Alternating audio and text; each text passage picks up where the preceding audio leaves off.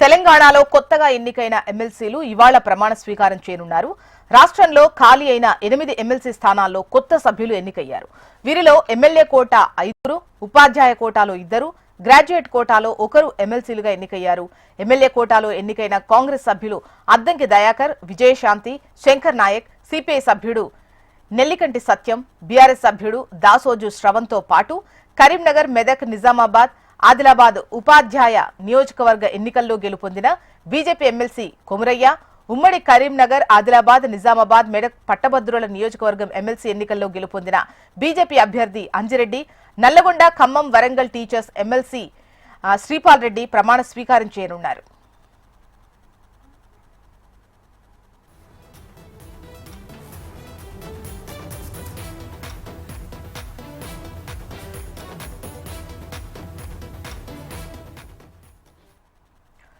తెలంగాణలో కొత్తగా ఎన్నికైన ఎమ్మెల్సీలు ఇవాళ ప్రమాణ స్వీకారం చేయనున్నారు. డీటెయిల్స్ మనకు ప్రేమ్ అందిస్తారు. ప్రేమ్,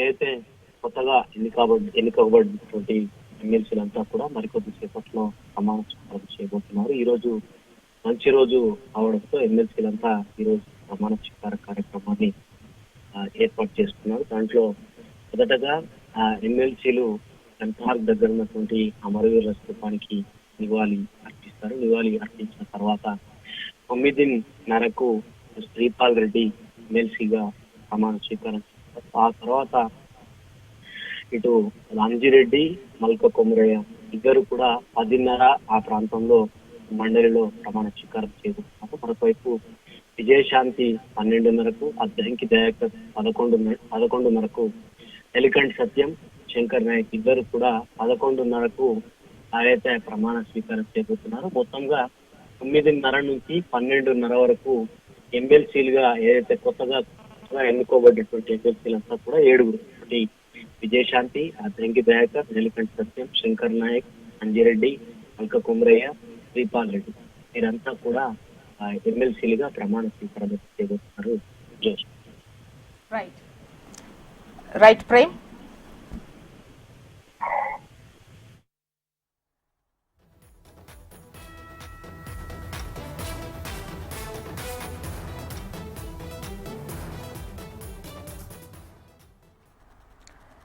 భద్రాచల పుణ్యక్షేత్రంలో శ్రీరామ పట్టాభిషేకానికి విస్తృత ఏర్పాట్లు చేపట్టారు.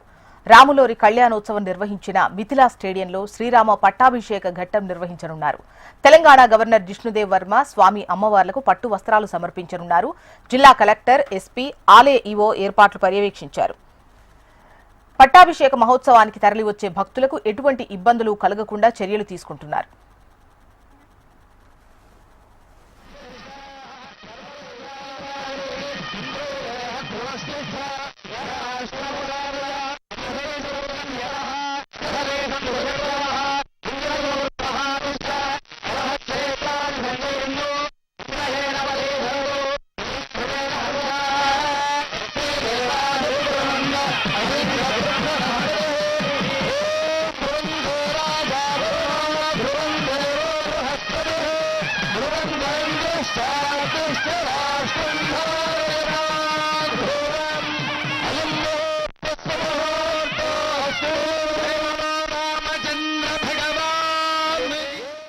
భద్రాచల పుణ్యక్షేత్రంలో శ్రీరామ పట్టాభిషేకానికి విస్తృత ఏర్పాట్లు చేపట్టారు.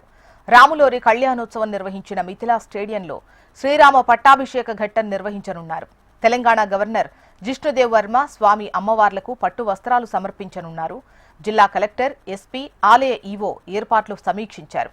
పట్టాభిషేక మహోత్సవానికి తరలివచ్చే భక్తులకు ఎలాంటి ఇబ్బందులు కలగకుండా చర్యలు తీసుకుంటున్నారు.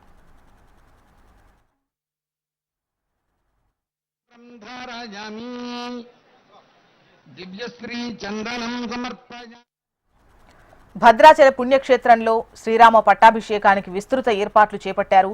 రాములోరి కళ్యాణోత్సవం నిర్వహించిన మిథిలా స్టేడియంలో శ్రీరామ పట్టాభిషేక ఘట్టం నిర్వహించనున్నారు.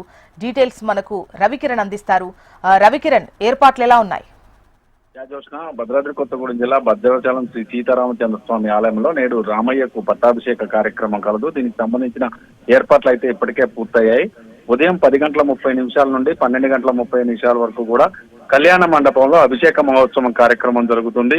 ఈ కార్యక్రమానికి రాష్ట్ర గవర్నర్ కూడా రానున్నారు. ఈ నేపథ్యంలో ప్రత్యేక ఏర్పాట్లు కూడా చేశారు. ప్రభుత్వం తరఫున పట్టు వస్త్రాలను రాష్ట్ర గవర్నర్ జిష్ణుదేవ్ వర్మ అందించనున్నారు. దీనికి సంబంధించినటువంటి ఏర్పాట్లు పూర్తి కాగా ఇప్పటికే రాష్ట్ర మంత్రిగా ఉన్నటువంటి వ్యవసాయ శాఖ మంత్రి తుమ్మల నాగేశ్వరరావు ఆధ్వర్యంలో పూర్తి స్థాయిలో కూడా ఏర్పాట్లు పూర్తయ్యాయి. తుమ్మల నాగేశ్వరరావును గవర్నర్ జిష్ణుదేవ్ వర్మను రిసీవ్ చేసుకుంటారు. ఆ తర్వాత 10 గంటల వరకు కూడా కళ్యాణ మండపానికి చేరుకుంటారు. అభిషేక మహోత్సవం అనంతరం పూర్తి స్థాయిలో శ్రీరాముడికి ఆభరణాలతో పాటు ధరింపు చేయనున్న రాజదండం, రాజముద్రిక, కిరీటాలకు సంబంధించి అన్ని కూడా సిద్ధం చేశారు. 10:30 నుండి 12:30 వరకు పట్టాభిషేక కార్యక్రమం పెద్ద ఎత్తున మిథిలా స్టేడియంలోని కళ్యాణ మండపంలో జరుగుతుంది. ఈ పట్టాభిషేక మహోత్సవాన్ని చూసేందుకు కూడా భక్తులు పెద్ద ఎత్తున తరలి వస్తున్నారు. నిన్న కళ్యాణానికి దాదాపు 40,000 ఐచీలకు సెక్టార్లన్నీ కూడా పూర్తిగా నిండిపోయిన నేపథ్యంలో అధికారులు కూడా వచ్చే భక్తులకు ఎటువంటి ఇబ్బందులు తలెత్తకుండా పట్టాభిషేకాన్ని అందరూ కూడా వీక్షించే విధంగా అన్ని రకాల ఏర్పాట్లు కూడా తీసుకున్నారు. శ్రీ సీతారామచంద్ర స్వామి ఆలయంలో జరిగేటటువంటి రామయ్య పట్టాభిషేకాన్ని చూసేందుకు చాలా మంది కూడా దేశ విదేశాల నుంచి వస్తుంటారు. ఎవరికి ఎటువంటి ఇబ్బందులు తలెత్తకుండా సకల సౌకర్యాలు కూడా ఏర్పాటు చేశారు. అలాగే ఆన్లైన్ లో కూడా వీక్షించే విధంగా ఇప్పటికే వెబ్సైట్ నుంచి కావచ్చు, అలాగే ఐఎంపీఆర్ శాఖ నుంచి కావచ్చు లింక్స్ కూడా ప్రొవైడ్ చేయడం జరిగింది. శ్రీరామ పట్టాభిషేకం అత్యంత వైభవంగా జరగనుంది. వివిధ నదీ జలాలు కూడా తీసుకొచ్చి వివిధ ప్రాంతాల నుంచి తెచ్చిన జలాలను రామయ్య పట్టాభిషేకం సందర్భంగా భక్తుల మీద చల్లుతారు. ఈ చల్లుడు కార్యక్రమానికి సంబంధించి అందరూ కూడా ఎంతో ఆతృతగా ఎదురు చూస్తున్న పరిస్థితి ప్రస్తుతం కనపడుతుంది. భద్రాచలం అంతా కూడా రామనామ స్మరణతో బారుమోగుతుంది. చూస్తుంది. రైట్ రవికిరణ్.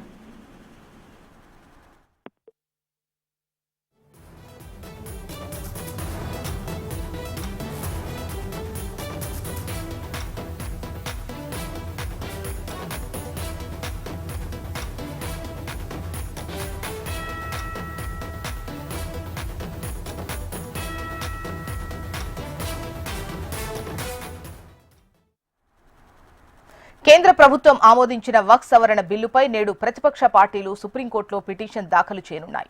తమిళనాడు ముఖ్యమంత్రి ఎంకే స్టాలిన్ ఆదేశాలతో ఆ పార్టీ జనరల్ సెక్రటరీ ఏ రాజా సర్వోన్నత న్యాయస్థానాన్ని ఆశ్రయించనున్నారు. అలాగే Congress party, MIM, Aam Aadmi party, Samajwadi పార్టీలు సుప్రీంకోర్టులో వక్ఫ్ బిల్లుకు వ్యతిరేకంగా పిటిషన్స్ దాఖలు చేయనున్నాయి. ముస్లింల ప్రాథమిక హక్కులను హరించే విధంగా వక్ఫ్ సవరణ బిల్లుందని ప్రతిపక్ష పార్టీలు ఆరోపిస్తున్నాయి. ప్రజాస్వామ్యాన్ని, రాజ్యాంగాన్ని అపహాస్యం చేసే విధంగా ఏకపక్ష ధోరణితో అధికార ఎన్డీఏ పార్లమెంట్లో బిల్లును ఆమోదించిందని సర్వోన్నత న్యాయస్థానానికి విన్నవించనున్నాయి.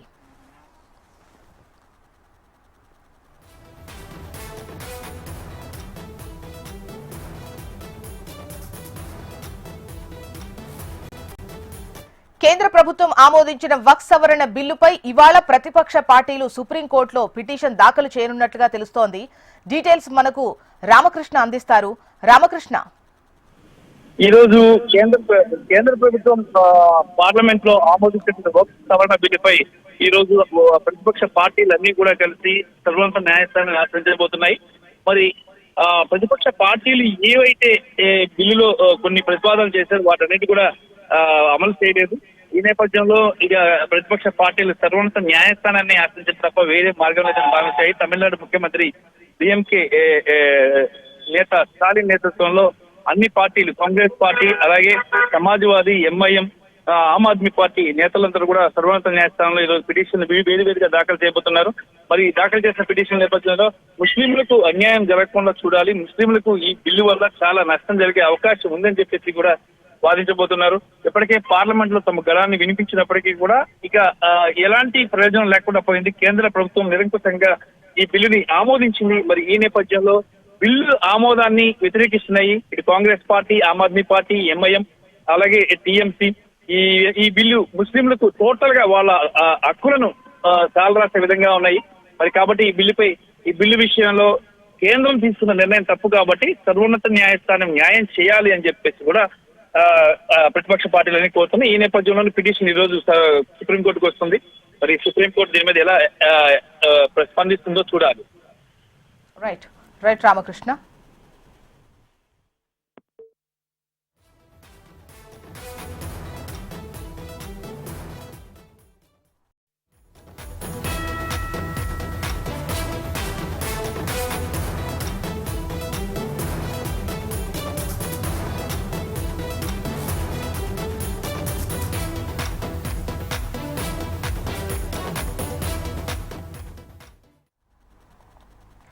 AP deputy CM Pawan Kalyan 2 రోజుల పాటు అరకు ప్రాంతంలో పర్యటించనున్నారు. నేడు రేపు గిరిజన గ్రామాల్లో పర్యటించేందుకు ఆయన ప్రణాళిక రూపొందించారు. గిరిజనులతో ప్రత్యక్షంగా మమేకమవుతూ వారి సమస్యలు, అవసరాలు తెలుసుకోవడం ఈ పర్యటన ప్రధాన ఉద్దేశం. ఈ పర్యటనలో గ్రామాల అభివృద్ధికి సంబంధించిన పలు అంశాలపై ప్రజా ప్రతినిధులతో కలిసి సమీక్ష జరపనున్నారు.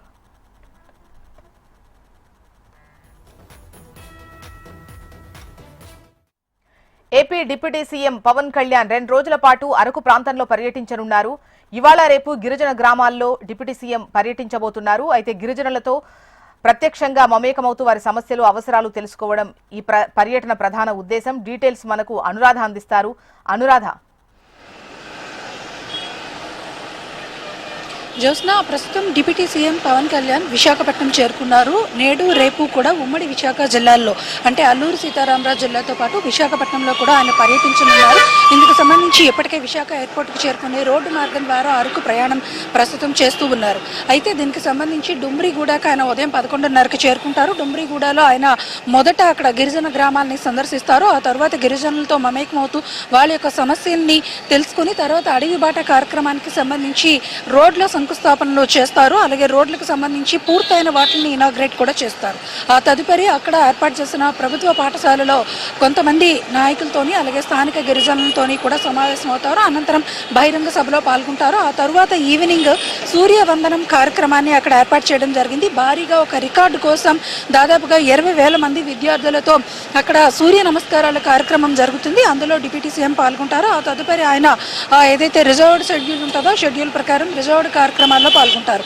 రేపు ఉదయం అక్కడ అరకు జిల్లాలో శంకరమెట్ట దగ్గర కొన్ని శంకుస్థాపన కార్యక్రమాల్లో పాల్గొంటారు. అనంతరం విశాఖపట్నం చేరుకొని విశాఖపట్నం ఇందిరాగాంధీ జువలాజికల్ పార్క్లోకి వెళ్తారు. అంటే జూ పార్క్లో కొన్ని అభివృద్ధి కార్యక్రమాల్లో పాల్గొనడంతో పాటు జూ పార్క్లో ఉన్న అటవీ శాఖ అధికారులతో ఎకో టూరిజంకి సంబంధించిన ప్రాజెక్టుల గురించి కూడా ఇక్కడ ఉన్న అధికారులతో సమీక్షా సమావేశం నిర్వహిస్తారు. అనంతరం కొంతమంది నాయకులతో అంటే సెలెక్టెడ్గా కొంతమంది నాయకులతో ఆయన కాసేపు ముచ్చటించే అవకాశం అయితే ఉంది. అయితే దీని మీద ఇంకా పూర్తిగా క్లారిటీ అయితే రాలేదు. అధికారిక కార్యక్రమాల ప్రకారం ఈరోజు రేపు కూడా పవన్ కళ్యాణ్ చాలా బిజీ షెడ్యూల్లో ఇక్కడ పర్యటించనున్న నేపథ్యంలో భారీ ఏర్పాట్లను అయితే చేశారు. ముఖ్యంగా ఏజెన్సీ ప్రాంతాల సందర్శనకి వెళ్తున్న నేపథ్యంలో భద్రతా ఏర్పాట్లను కూడా చాలా ప్రతిష్టాత్మకంగా అక్కడ ఏర్పాటు చేయడం జరిగింది. ముఖ్యంగా ఆయన రోడ్డు మార్గంలో ప్రయాణిస్తున్న నేపథ్యంలో అది కొంత కాంప్లికేటెడ్ ఏరియా కాబట్టి అక్కడ భారీ భద్రతా ఏర్పాట్లను అయితే పూర్తి చేశారు.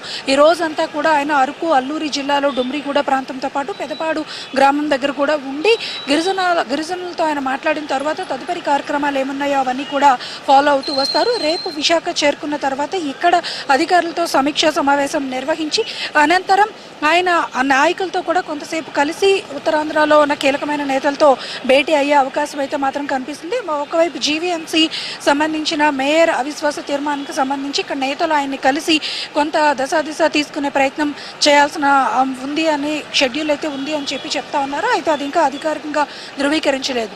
మొత్తానికి చూసుకుంటే కనుక ఈరోజు అక్కడ అల్లూరి జిల్లాలో పర్యటనలు, శంకుస్థాపనలు అలాగే ఇతర కార్యక్రమాలు, అడవి బాట, సూర్యవందనం ఈ కార్యక్రమాలు పూర్తి చేసుకొని అలాగే రేపు ఉదయం శంకరమేట దగ్గర అరకులో ఏదైతే వుడెన్ బ్రిడ్జెస్ లాంటి శంకుస్థాపన కార్యక్రమాలు, అభివృద్ధి కార్యక్రమాల్లో పాల్గొన్న తర్వాత విశాఖపట్నం చేరుకొని విశాఖపట్నం జూ పార్క్లో ఏర్పాటు చేసిన కార్యక్రమాల్లో ఆయన ప్రస్తుతం ఆయన షెడ్యూల్ అయితే కొనసాగుతూ ఉంది. ప్రస్తుతానికి ఆయన ఇదే రోడ్డు మార్గం గుండా అరకు ప్రయాణం చేస్తూ ఉన్నారు. అరకు చేరిన తరువాత అక్కడ గిరిజన కార్యక్రమాల్లో ఆయన పాల్గొంటారు. ఇది పవన్ కళ్యాణ్ ప్రోగ్రామ్కి సంబంధించిన 2 రోజుల విశాఖ టు అల్లూరి జిల్లా షెడ్యూల్.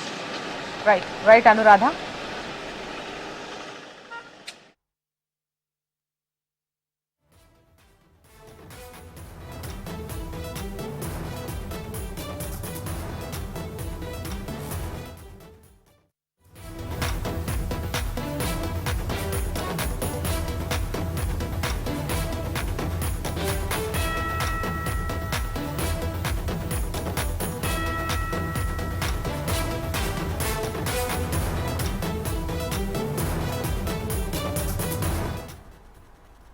ఏపీ సీఎం చంద్రబాబు కీలక సమీక్షలో ఇవాళ పాల్గొంటారు. ఉండవల్లి నివాసం నుంచి 11 గంటలకు సచివాలయానికి వెళతారు. మధ్యాహ్నం 2:30 నుంచి 3:30 వరకు ఆర్టీజీఎస్ పర్సెప్షన్ పై సమీక్ష చేస్తారు. సాయంత్రం 4 నుంచి 4:30 వరకు ఆక్వా ఎగుమతుల అసోసియేషన్తో సమావేశమవుతారు. ఇక సాయంత్రం 6:15 ఉండవల్లి నివాసానికి చేరుకుంటారు. ఇక మరిన్ని వివరాలు మనకు ఏపీ కోఆర్డినేటర్ రాజేష్ అందిస్తారు. రాజేష్, చెప్పండి, ఇవాళ ఏపీ సీఎం పలు కీలక సమీక్షల్లో పాల్గొననున్నట్లుగా తెలుస్తోంది. డీటెయిల్స్ ఎలా ఉన్నాయి? జోష్న ఈరోజు ఉదయం 11 గంటలకు సచివాలయానికి ముఖ్యమంత్రి చంద్రబాబు నాయుడు చేరుకుంటాడు. మధ్యాహ్నం 2 గంటల నుంచి 3 గంటల వరకు ఆర్టీజీఎస్ మీద సమీక్ష చేస్తారు. ప్రధానంగా ఈ ఆర్టీజీఎస్ లో ఉన్న ఎదురవుతున్న సమస్యలు, అదేవిధంగా ప్రజలకు అందుబాటులో ఏ విధంగా వెళ్ళాలి, ప్రజా కార్యక్రమాలు ఏ విధంగా చేయాలనే అంశాల మీద కూడా ఈ రోజు ముఖ్యమంత్రి చంద్రబాబు నాయుడు సమీక్ష నిర్వహిస్తారు. దీంతో పాటు 4 గంటల నుంచి 4:30 వరకు ఆక్వా ఎగుమతులు తో సమావేశం. అయితే ప్రధానంగా ఆక్వాకు సంబంధించిన రైతులకు ఎగుమతుల విషయంలో పూర్తిగా నష్టాలు వాటిల్లే పరిస్థితి కనపడుతున్న నేపథ్యంలో ఆక్వా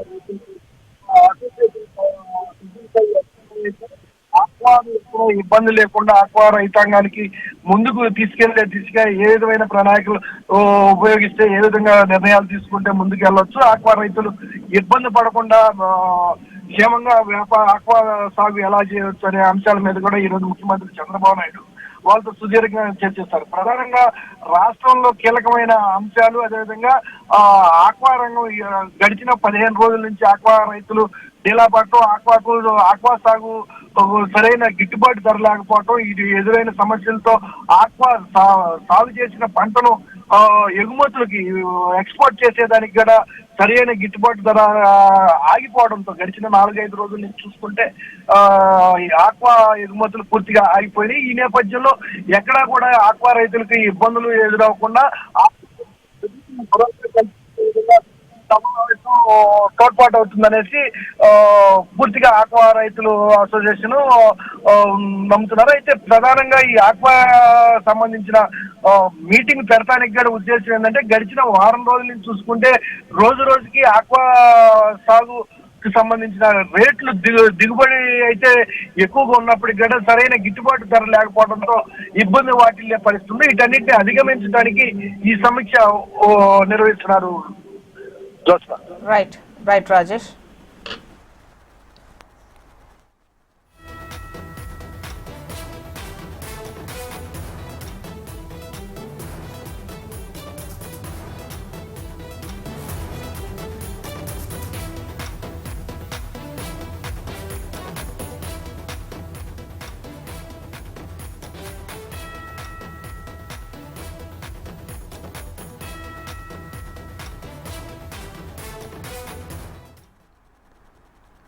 దేశంలో గ్రోత్ రేటు రాష్ట్రాల జాబితాలోకి ఆంధ్రప్రదేశ్ వచ్చింది. 2024-25 సంవత్సరానికి గ్రోత్ రేట్లో ఏపీ 2వ స్థానంలో నిలిచింది. కాన్స్టెంట్ ప్రాసెస్లో 9.69% గ్రోత్ రేట్తో దేశంలో తమిళనాడు మొదటి స్థానంలో నిలవగా 8.21%తో గ్రోత్ రేట్తో 2వ స్థానంలో ఏపీ నిలిచింది. ఏపీ గ్రోత్ రేట్ను నిర్ధారిస్తూ central ministry of statistics and programme implementation నివేదిక రిలీజ్ చేసింది. ఇక ఏడాది కాలంలో 2.02% పెరిగి 8.21%గా నమోదైంది. కరెంట్ ప్రాసెస్ విభాగంలో 12.02%గా ఏపీ గ్రోత్ రేట్. ఏపీ వృద్ధి రేటు దేశంలో 2వ స్థానానికి చేరడంపై ఏపీ ఈజ్ రైజింగ్ అంటూ సీఎం చంద్రబాబు ట్వీట్ చేశారు. కూటమి ప్రభుత్వం తీసుకున్న చర్యలతో రాష్ట్రం గాడిన పడ్డంతో పాటు కాన్ఫిడెన్స్ పెంచేలా వృద్ధి రేటు సాధించామని ఏపీ సీఎం చంద్రబాబు అన్నారు. వ్యవసాయం, పరిశ్రమలు, సేవలు, ఇంధన రంగంతో పాటు పలు రంగాల్లో తీసుకొచ్చిన పాలసీలతో మెరుగైన ఫలితాలు వస్తున్నాయని వెల్లడించారు. గ్రోత్ రేటు వృద్ధి రాష్ట్ర ప్రజల సమిష్టి విజయమంటూ అభినందనలు తెలిపారు. బంగారు భవిష్యత్తు కోసం కలిసి ప్రయాణాన్ని కొనసాగిద్దామని రాష్ట్ర ప్రజలకు సీఎం చంద్రబాబు పిలుపునిచ్చారు.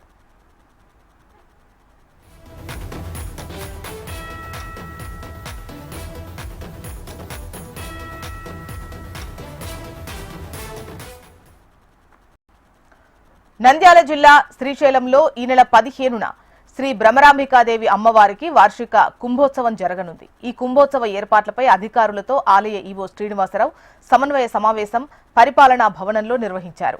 15న జరిగే కుంభోత్సవం రోజు అమ్మవారికి సాత్విక బలిగా గుమ్మడి, కొబ్బరి, నిమ్మకాయలు సమర్పిస్తారని ఆలయ ఈవో తెలిపారు.